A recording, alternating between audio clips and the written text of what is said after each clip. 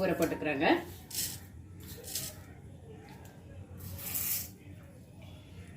காலால் துவரம் பருப்பு போட்டுக்கிறேங்க.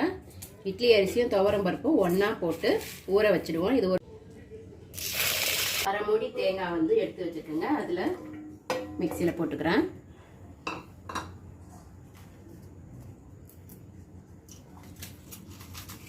அஞ்சு காஞ்ச மிளகாய் போட்டுக்கிறேன். ஸ்பூன் தனியா, சின்ன நெல்லிக்காய் சைஸ் அளவுக்கு புளி போட்டுக்கிறேங்க. தனியா வந்து 1.5 ஸ்பூன் போட்டிருக்காங்க. இப்போ தேவையான அளவு கல்லுப்பு போட்டுக்கலாம். ஒரு அரை ஸ்பூன் சீரகம் போட்டுக்கிறேன். 4 ஸ்பூன் அளவுக்கு மிளகு போட்டுக்கிறேன். மீடியமாக இருக்கணும்.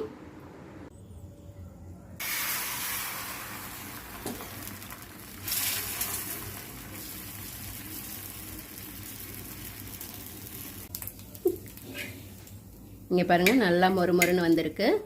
இன்னும் வேணும்னாலும் நம்ம இன்னும் மொறுமொறுன்னு எடுத்துக்கலாம்.